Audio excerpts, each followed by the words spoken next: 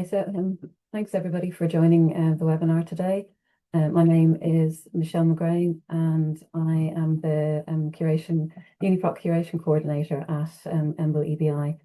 And so today, my talk is called From Bench to Database, the journey of a UniProt entry. And what I'd like to do today is to give you an overview of where the information in the UniProt record comes from, and how it gets added to the records, and how you can find information on the UniProt website. So what is UniProt? So UniProt is a resource of protein sequence and functional information. It provides comprehensive and high quality data, and all of the information is freely available from the UniProt website at uniprot.org, and the data is released every 8 weeks. So who actually produces the UniProt resource? So that is the task of the UniProt Consortium, which is made up of groups at EBI in the UK, at the Swiss Institute of Bioinformatics in Geneva in Switzerland, and there's also a group at the Protein Information Resource, which is based in the US. And so, excuse me, so these three groups together are responsible for producing the UniProt resource. I'm just looking a little bit behind the scenes of who is actually involved in this work. So the UniProt team consists of biocurators who are responsible for the information content of the resource. There are programmers who are taking care of tasks like maintaining the website, the database, and all of the tools that are provided. There are statisticians in the team who are responsible for data analysis, and also user experience analysis who make sure that all of the data in the resource is easy to find and can be easily reused by anybody visiting the resource. And so the data in UniProt is organized into a number of different resources. So the UniProt archive, or UniPark, is a non-redundant archive of publicly available protein sequences. The UniProt reference clusters, or UniRef, these are clusters of protein sequences which are clustered at various sequence identity levels. UniProt also provides a proteomes portal, which provides access to protein sets for species with sequenced genomes. But the centerpiece of the work of the consortium is production of the UniProt knowledge base. So this is what I will focus the rest of the talk on. So why use UniProt? Well, UniProt aims to collect a comprehensive body of high quality data related to protein sequence and function, and collecting all of this information into comprehensive reports from collecting information from multiple sources, compiling it together, and then providing this for users aids in scientific discovery. It also saves users huge amounts of time in having to collect and analyze all of this information for themselves. And as well as all of the information that's provided in the resource, UniProt also provides various tools to help with protein sequence analysis. So tools like BLAST for protein sequence alignment, protein sequence similarity searches, or tools for aligning multiple protein sequences together. And finally, UniProt provides links to more than 180 other biological resources. So this allows you to start in a UniProt record and then jump off into information in other resources as well. So the UniProt knowledge base is made up of two data sets. So we have the reviewed SwissProt section and the unreviewed Tremble section. So in the reviewed SwissProt section, all of the data has been manually reviewed by the UniProt curators, and the data is coming primarily from the scientific literature, and this is coupled with manually reviewed results from computational sequence analysis. So in contrast, the unreviewed Tremble section, which is the much larger section. So the data in Tremble is not manually reviewed. So the protein sequences are imported from sequence repositories, and then additional data is generated from computational pipelines. So just to start, I'm going to give you an overview of where the sequences themselves come from.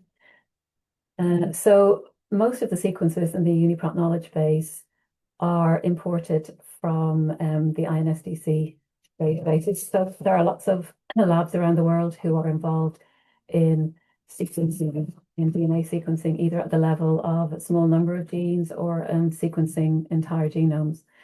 And they submit their DNA sequence data to the databases of the INSDC, which is the International Nucleotide Sequence Database Collaboration. And UniProt has a pipeline to import the translations of the protein sequences, which are encoded by these genes, into the knowledge base. So that's where most of the sequences come from, but many genomes are submitted without any annotations attached to them. So there's no information in the genomes about the regions which are responsible for coding for proteins. But there are a number of genome annotation resources which will take these unannotated genomes and apply their own genome annotation pipelines to predict the protein sequences. And so there are many genomes which are imported from resources such as Ensemble and RefSeq. We also import sequences from the protein data bank so that we can ensure that for every naturally occurring protein with a protein structure, we have a corresponding record in the knowledge base. And UniProt also accepts submissions of level sequenced proteins. So this is in cases where researchers in labs isolate the protein directly, sequence it, and then they can submit that sequence to UniProt. We can provide an accession number for them for the protein, which they can use in publications. And we can also hold data confidential until the publication and then release the entries once the information has been published and the paper has been released. And so these are all of these sources are used to populate the protein sequences in the knowledge base. And while we're talking about protein sequences, I just wanted to mention that the UniProt knowledge base is undergoing a reorganization of the protein sequence space. And the aim of this reorganization is to improve the representation of species diversity in UniProt KB. So this will result in some changes to the size and the content of the knowledge base starting from next year. So from early next year, UniProt KB will be restricted to sequences which are part of a reference proteome. In addition, it will contain all of the entries from the reviewed SwissProt section, as well as additional entries which contain biologically important data, such as protein structure information. So this is a big change. It's really beyond the scope of today's webinar to go into very much more detail about this. But if you are interested in these changes and how they might affect you, we have written a blog which provides some information, and there was also a recent webinar on this topic, and I've given the links on this slide to both of these. So the slides will be made available after the webinar if you don't have the chance to capture the URLs for them now. And there's lots more information there about this particular topic. So so in the next few slides, I'm going to give just an overview of the manual curation process that happens in UniProt. So UniProt is a protein sequence database, and we add lots of layers of information around the protein sequence, but everything is hanging off the protein sequence, and so it's very important that we show the most accurate protein sequence that we can for each protein. So when a curator is manually reviewing a UniProt record, they will look at the sequence itself. There may be multiple sequence reports in the unreviewed section for the same gene, because they may not have been completely identical. So within the unreviewed section, there is at the moment some redundancy removal where sequences from the same gene and the same organism are merged into a single entry. But there may be cases where two different sequences are originating from the same gene but have different sequences because of things like maybe naturally occurring events like alternative splicing or natural variation, or it may be because there may be sequencing errors have happened. And so the curators will look at all of these reports. They will merge sequence reports from the same gene and organism. They will we attempt to match the genome.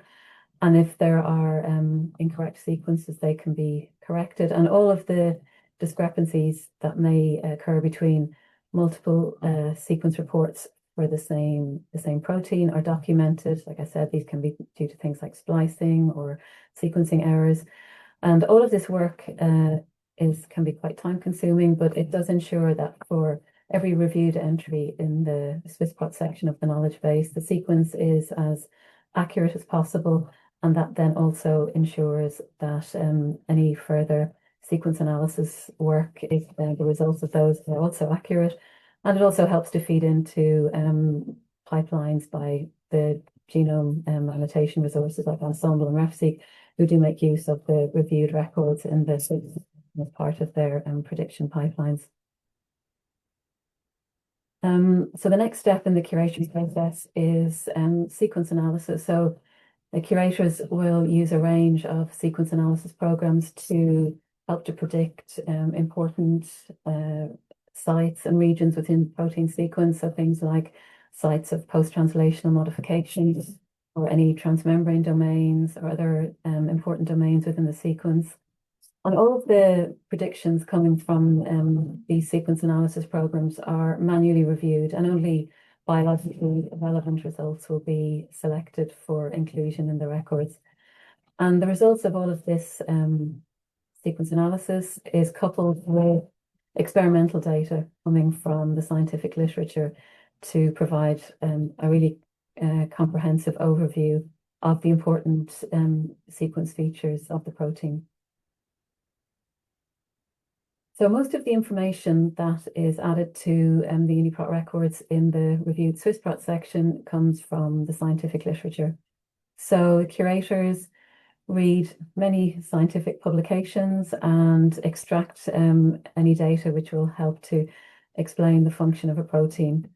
And this information is extracted from the papers and it's added to the UniProt records using controlled vocabularies where possible, which makes sure that the data is machine readable and can be easily reused. So during the literature curation process, the experimental findings which are reported in papers are evaluated, and so curators will read multiple papers for a single protein and compile all of the information from those multiple papers into a comprehensive report. And wherever possible, the information is represented using controlled vocabularies, as I mentioned, and all of the information is linked back to the original publications that provided the source of this information, so that it's easy to see where each piece of information in a UniProt record has come from. And so literature curation is really valuable because it means that these published results which are locked in these scientific papers are converted into a format which can be both easily understood by users who are reading the records, but it's also computationally tractable. And it means that it can be combined with data from other papers and from other sources. Any conflicting or erroneous data can be highlighted. And the whole process of literature curation aims to provide a complete overview of a particular research area. So how do we find relevant literature for a protein? So we have various ways to do this. So we monitor new publications which come out of in scientific journals. We also monitor what we call our additional bibliography. So these are papers which have been curated by other resources and which have been imported into UniProt and which can also help with finding relevant papers. We have a very active user community who help us to new and relevant publications. We also have a pipeline to allow for community submission of papers. We make use, of course, of searching literature databases and also text mining tools to help us to find relevant papers. So I'm just going to mention some of the text mining tools that we are using for literature curation. So we use one tool we use is Pubtator. So this is a freely available tool. So I've given the URL there. And we use this to help with our weekly literature triage. So this is run over a set of high impact journals on a weekly basis to help to find relevant papers. And another tool we've been using is a tool called LitSuggest. It's another freely available tool. And this is very useful for identifying papers which in a particular area or domain that of interest. So you can provide it with a corpus of papers that you know are relevant for a particular subject area and train it on that corpus of papers. And then once it's been trained, you can run it regularly to help identify new papers. So we've been using that quite successfully to help with identifying papers, for example, that report new enzymatic reactions and also new disease-causing variants. And of course, large language models are also showing great promise in curation and helping to identify and review relevant literature. So some of the areas where these are likely to be very helpful are in scanning and summarizing published papers, in automatically identifying papers which add new information, and also in use as a co-pilot for curators, so helping with writing scientific summaries by integrating information from multiple papers. So we are currently running pilot projects to assess how LLMs can help with these tasks, and the hope is that in the future we can integrate this into our curation pipelines to help accelerate the whole process. So I also mentioned that we have a pipeline for community submitted papers. So crowdsourcing the literature is another great way to get new papers into the resource. And this is great in harnessing the scientific knowledge of the research community who are the experts in particular areas.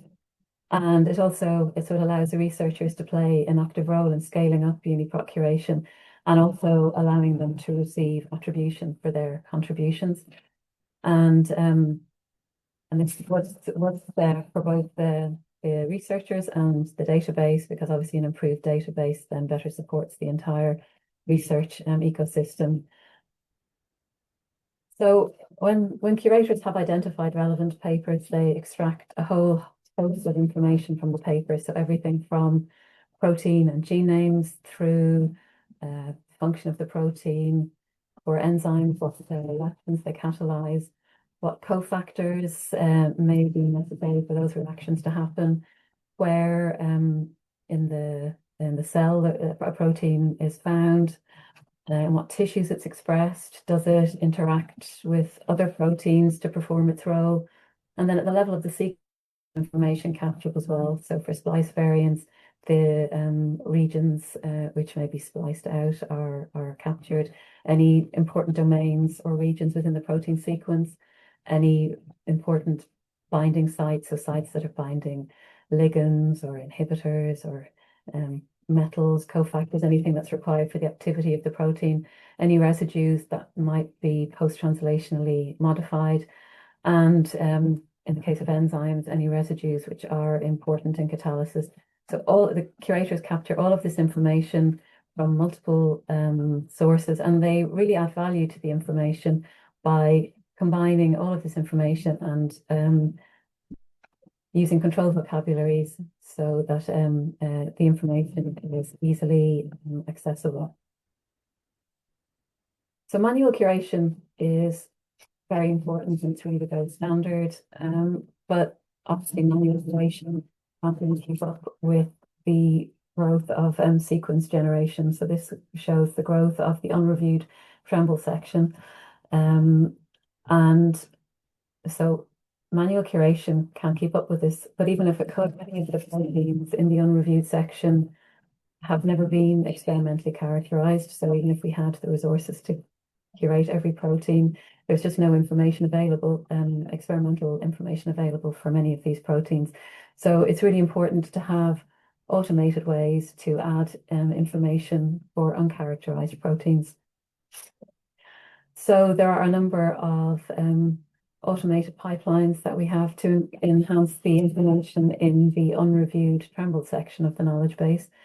So a number of sequence analysis programs are run over these sequences to predict things like signal sequences, transmembrane regions, coiled coils, and intrinsically disordered regions.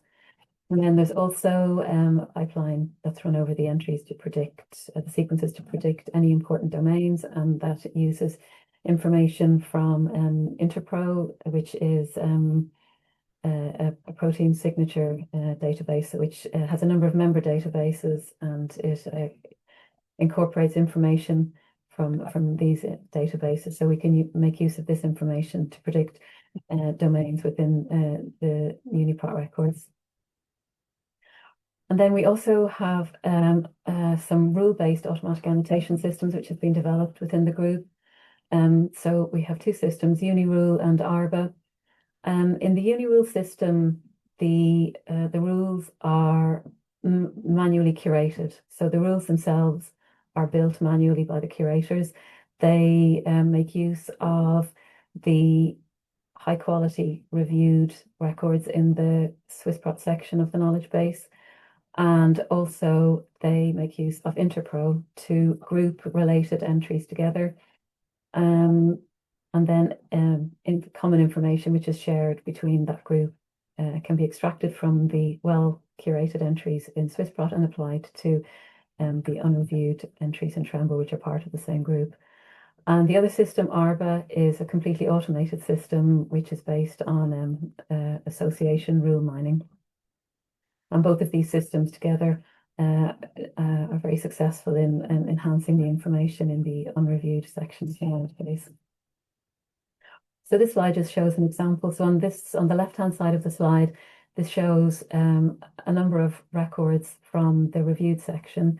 And these records all share some similar information. They have things like the same protein name, they have an EC number, which describes their enzyme activity, and they also have some functional information. And so these are all grouped by a particular protein signature, and based on that, the common annotation that's shared between these entries can be extracted and built into a rule. And then these rules allow for functional characterization and really allow us to do annotation at scale in the unreviewed section. And so on the right-hand side, you can see this is an example of a rule that has been built based on the entries, the curated entries in SwissProt. And then this slide just shows an example of one of these entries. So this is an unreviewed entry. So this entry hasn't gone through any kind of manual review process, but based on the information that's in the reviewed records, a rule has been built and the rule has been applied to this unreviewed record so that you can have information, even though this entry hasn't been manually curated, there's information about some free text information about what the protein does, what enzyme reaction it catalyzes. And so this is very successful in helping to improve the information in the unreviewed records. And we also make these rules available to share with the community. So the rules and the code that are required to run them are available in a standalone version for researchers who want to annotate their own sequences. And this is done through Unifier, which is an engine to execute the rules. And if anybody is interested in that, then the URL to access Unifier is given on the slide. And we've also been collaborating with Google Research to develop a system called ProtNLM. So this is a natural language processing model, which is so far being used to name proteins. So it has so far been applied to uncharacterized proteins to generate protein names. So this is an example of an entry which in the past would have had wouldn't have had a proper protein name, so it would have just been called uncharacterized protein, but it has gone through this prot-NLM pipeline and has a more meaningful protein name now, which can give some clues as to what the protein actually does. And if you're interested in reading more about the system, there's a link on the slide to one of our help pages, which describes the system, and there's also a link to a preprint of a paper which describes the work in more detail. And then UniProt also pulls in large-scale data sets from various sources. So it pulls in large-scale variation data from variation databases. There's also sort of large-scale mutagenesis data, proteomics identifications from mass spec resources, as well as information about post-translational modifications. And we also include AlphaFold predictions. And so all of this large-scale information is pulled in as well to complement the experimental information coming from the literature, and also all of the information that's added by our automatic pipelines. So as you can see, the information in UniProt comes from multiple sources. So from the literature, from researchers, from computational pipelines, from other databases, and so we really want to be able to highlight this to link all of the information to its original source so that it's clear where everything is coming from and whether the information has been manually reviewed or is predicted. And so to do this, we use a subset of terms from the evidence and conclusion ontology. So this is an ontology which is used, which is designed to describe the evidence that there is to support a particular assertion about a biological assertion. So, for example, if there's information that a particular protein has been shown experimentally in a lab to act as a tyrosine kinase, then we can attach that information to the record, but we can also use the ontology to describe exactly where the information has come from, and so it will link it to, for example, to a node identifier, and also say whether that information is experimental or predicted. And this means that it's very easy then to tell exactly where each piece of information in UniProt has come from. So I just want to summarize the first part of the talk and just say that the reviewed SwissProt section, the source of the information in SwissProt is scientific literature, as well as reviewed results from sequence analysis tools, and all of the data in SwissProt has been manually reviewed. In the unreviewed Tremble section, the data is coming from UniRule and Arbor pipelines, and from automated sequence analysis, as well as some protein names from prot-NLM. And all of the data in both sections is linked to its original source. So I'm just going to move on to the second part of the talk now. And now that you know how the information is added and where it comes from, I'm going to just describe where you can find functional information in UniProt. So this is a screenshot of the UniProt website, uniprot.org. There's a search bar, and you can enter a search term. You can support both simple and advanced querying. And this shows a screenshot of a typical reviewed record. And at the top of the record, there is a menu which you can choose. You can use this to choose how to view the entry, and I'll talk in a little bit more detail about these options in a few minutes. And there's also a number of quick access tabs along the left-hand side, which allow you to jump quickly to specific sections of the entry. So if you're interested in learning more about the function of the protein, you can jump to the function section. And what you will see there is there's some free text information about the function of the protein, which has been compiled from multiple papers. And for enzymes, the reaction details are provided. You get a nice graphical overview, and this is based on RIA, which is a reaction database. And there are also links from all of the information to the source publications. So these are the publications which the curators read and which have the experimental data supporting this information. If you look if you look in more detail at the catalytic activity section of an entry, so if you're interested in an enzyme and you go and you look at the reaction, if you can click on a reaction participant to access further information about that reaction participant. It will let you do things like, so all of the reaction participants are linked to molecules in the KEBI database. So KEBI is a database of small molecules. So you can link to that molecule in KEBI. You can also retrieve other entries in UniProt, which also have that molecule as a reactant within and also it will take you also to the RIA database of reactions as well to see other reactions in RIA which make use of that reactant. So this shows here what you will get if you click on a reactant and the options that you have to search for similar reactions and proteins and molecules. If you're interested in finding out where the information comes from, you can click on the publication tab, the evidence tab, to access the full publication details. And this will give you a pop-up box where you can see the details of the paper that reports that particular information.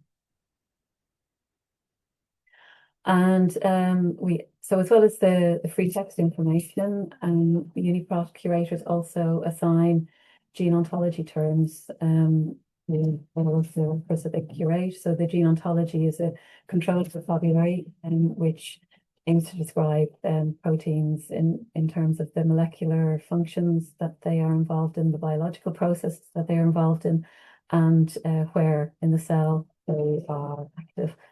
And so on the UniProt website, you get this very high level view with some high level terms that allows you to very quickly see the functions and processes which a protein is involved in.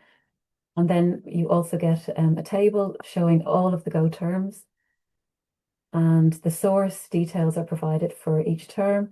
So UniProt is just one of many databases which are part of the Gene Ontology Consortium. And all of these databases have curators which are assigning Go terms. And so some of the terms will have been assigned by UniProt and some by other databases. And you can also see the publications that support these Go terms as well. The subcellular location section of an entry record shows where the protein is expressed in the cell. You get a list of locations and you can hover over a location to see it highlighted in the picture. And these pictures are part of a library of pictures from a resource called Swiss Biopics, which has a lot of these nice diagrams for different cell types, and this is freely available, so you can take these and embed them in your own resources if you're interested. If you're interested in knowing more about where a particular protein is expressed, there are links to expression databases. And so these are specialized resources that capture this kind of information. For example, if you click on this link here, which is to HPA, the Human Protein Atlas, then you can jump to that resource and find expression information there. If you're interested in exploring more about the involvement of a protein in diseases, you can click on the disease and variant section. And in this case, you'll be presented with some information about diseases associated with genetic variations in a protein. So in this case, this protein is involved in a disorder called Charcot-Marie-Tooth disease, which is a disorder of the peripheral nervous system. And you get a description of the disease itself, as well as a list of any known disease-causing variants which are linked to that disorder. If you're interested in viewing the variants in more detail, you can use our variant viewer. And this will give you a graphical overview of all of the variants that are known to be associated with a particular protein. You can use the menu on the left-hand side of the page to filter the variants both by the consequence of the variant and also by the provenance. So this variant viewer presents the variants which have been curated by UniProt curators, as well as variants which have been pulled in from a number of large-scale variation resources. And then there's also a table. So if you click on a particular dot on the graphic, you'll be taken to the corresponding entry in the table, where you get a list of the variants with the changes and the provenance, so where those variants have been imported from. And this slide just shows, so that's all the previous slides we've been looking at a reviewed record. In this case, we have an unreviewed record where, although this has not gone through the manual curation process, this information has been added using the Arbor system. And so you can see that the function has an automatic annotation evidence at the end of the sentence. And if you click on that, that will expand to tell you which rule has been used to provide this information. And you can click on the link to the rule to see the rule itself. Going back to the menu near the top of the page, which allows you to explore different parts of the entry. The external links link will give you access to information in other resources. So as I mentioned already, UniProt provides links to more than 180 other biological resources. And so if you click on this, you'll get taken to a page which has links to multiple databases. These are organized into different categories. So in this case, you can see there are links to a whole host of other databases describing things like enzyme databases, chemistry, phylogenomics, family and domain databases. So you can start at UniProt and jump off into lots of other resources. So if you're interested in exploring domains or sites in the protein sequence, you can click on the family and domains link in the left-hand side of the entry view. And this will give you information about important regions, domains, any kind of compositional bias within the sequence or coils. So you get this information provided in a table which describes each of these important regions or domains. It gives you the positions, a description of the domain as well. And there may also be some information provided about the role of the domain, and if that has been reported in the literature. And this section also contains information about which protein family a protein belongs to. And there is some information provided about important sites in the function section of the entry view. So again, this is provided in a table. So you get a list of important binding sites, what residues where these binding sites happen and they are binding to. If you're interested in finding out more about where any kind of particular processing or post-translational modifications, you can click on the PTM and processing section, and you can see here that this protein has a number of phosphorylation sites. Some of these have been curated by UniProt, and others have been pulled in from large-scale mass spec resources like PRIDE. And as well as seeing that sequence-related information in the individual sections of the UniProt record, you can also use the UniProt feature viewer to view all of this information in a single graphical output. So the feature viewer is a graphical viewer for sequence features, which shows all of the sequence features together in a single view. There's a menu on the left-hand side, which organizes the sequence features into particular categories, and you can expand out those categories. So for example, if you click on the sites link, you can see that there are information about binding sites and active sites in this particular section. And this is a very powerful way of exploring the sequence features. And in seeing all of the information in the context of the other information, and this can often provide insights which might not be obvious when you're just viewing a particular sequence feature in isolation. So you can see here this protein has an active site at residue 417.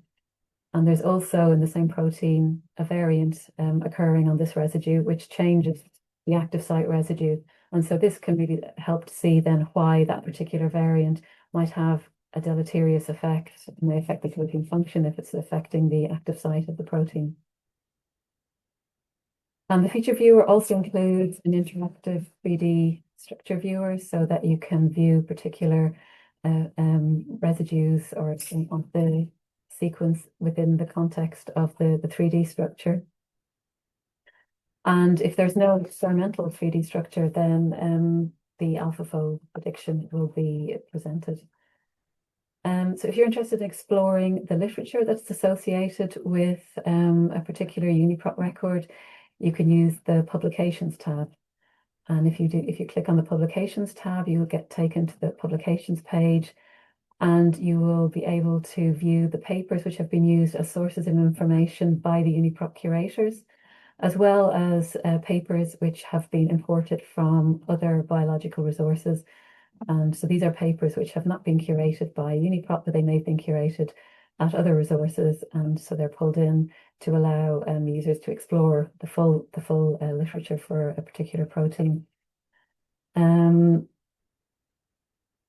you can also choose to, so you can select if you only want to see the papers that have been reviewed by the SwissProt curators. You can do that by choosing just the reviewed papers, and then you'll be presented with the list of the papers. You will also be shown what has been cited from each paper. And you can also filter these papers based on the category of data that they provide and also on the study type. So for example, if you're not interested in seeing large scale papers, for example, you could filter out the large scale papers and keep only the small scale papers. You can also view the computationally mapped papers. So these are, as I've mentioned, the papers that we import from other resources. And these papers are categorized, and also the source of each paper is provided. So in this case, this is a paper that deals with interaction data, which has come from IntAct, which is a resource of protein interactions. And if you notice that UniProt is missing any important papers, you can click on the Add a Publication tab to submit any missing papers. So this is how we source these community submitted papers, and this allows people to submit papers, but also to get some kind of recognition for this contribution. So you will get taken to a submission page where you can put in the accession number of the entry that you would like to attach a paper to, and you can sign in with your ORCID ID, which allows us to authenticate the submission, but also links that submission to whoever has provided it. So the community submitted papers appear in the publications section on the UniProt website. So you can see this is an example here. So in addition to the reviewed papers and the computationally mapped papers, we now have a number of community mapped papers which have been provided. And the data that has been provided with that paper is linked to the reference. The publication is linked to the ORCID ID of the submitter, and the community annotations are shown within the UniProt record as well, and linked to the ORCID ID of whoever has contributed the paper. So just to summarize what I have gone through today, so UniProt provides a wide range of functional information. The sources include scientific literature, sequence analysis, automatic annotation, and information imported from other databases. All of the information is linked to its original source, and the information is freely available from the UniProt website at uniprot.org. So for accessing UniProt data, the UniProt is released every 8 weeks, and it's provided in a range of formats. And the website supports both simple and complex queries, and there's also programmatic access available. So if that's something that you're interested in, then there's a link on the slide here, which will give you a lot of help on how to access the data programmatically. if you're interested in staying in touch and learning what's happening in UniProt, then we have a blog where we regularly post articles about things that are happening in the database, and we're also active on X and on LinkedIn. On the UniProt website, you can find help documentation by clicking on either of these help buttons, which are highlighted here. So on the top right-hand side of the page, and also on the right-hand side down in the middle. So if you click on either of them, you get taken to the help page. This is our help center, so you can search for anything that you're interested in there. And if you can't find what you're looking for, then you can get in touch. We have a very active help desk, and we're also always very happy to help anyone to find the data that they're looking for and to use the resource efficiently. And I just want to mention this is part of a series of webinars that we're running. So there are a number of webinars which have already happened, and all of those have been recorded, and they're available on the EBI training page if you're interested in going back and watching any of those. And there's a link here which will provide information about any future webinars coming up as well. And finally, I just want to acknowledge the whole UniProt team, so who all contribute to the production of the resource, and also to our funders who make all of our work possible. Thank you. Great. Thank you very much, Michele. And thanks everyone for joining in. As Michele already mentioned, that this is part of the UniProt webinar series, and there's one already scheduled in January, and there will be more coming up. So please keep an eye on the LibGuide training website. And I'll also share you with the link of that training page where you can find all the upcoming webinars. Yeah, so before we go into the Q&A section, Michele, if you could go to the next slide. Yeah, so if you have any, I mean, when you close your session today, a feedback survey will pop up, but otherwise you can also scan this barcode from here to provide the feedback for the webinar today. All right, so let's go into the questions. So the first question that came in here when you were talking about the protein structural data available there. So the question is, there are so many same protein structures available in here. How can I evaluate the exact protein sequence from them? So in UniProt we do have links for every naturally occurring protein. If there is a protein structure available, we have a link from the UniProt record to the corresponding PDB record. Yes, you're right that for many proteins there are multiple structures available, and if that's the case, then there are links to all of the structures that are available for that particular protein. And that's very useful because sometimes the structures may deal with different parts of the protein, and sometimes there may be overlapping. And we also provide information for each of those structures, for example, what resolution the structure has been obtained at, so that you can see which structures have the best resolution, which maybe might be the ones that you would want to look at. Thanks. So the next one is about the help page. In the help page, there is a training icon shown. What's the training about? I'm just going to go back and have a quick look at the. Yeah, I think probably I can take that one, because that's linked to the all the training online training courses available, which are about UniProt. So if you click on that link, online training courses, you will see there are 2 very good and comprehensive tutorials available for UniProt. One is a UniProt quick tour, which helps you with the navigation of all the UniProt website, and there is one comprehensive UniProt tutorial, which is about all the sequence and functional analysis of the protein data with UniProt.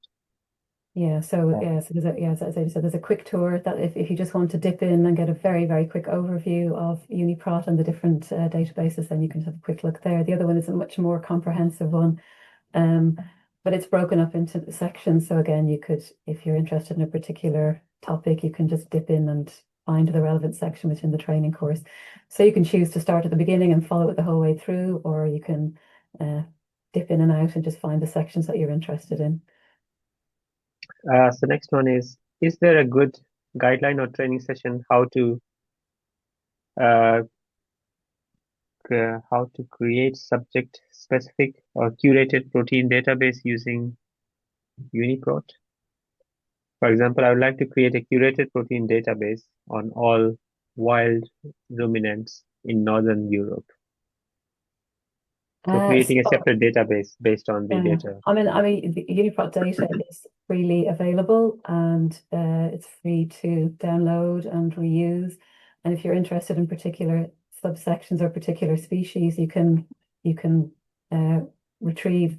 So I think, did you say that you're interested that this person is interested in ruminants? Sorry, I wasn't sure if that's what you said. Yeah, so Yeah, you can search for in using the UniProt website or using searching programmatically. You can retrieve a particular taxonomic range of proteins if that's what you're interested in.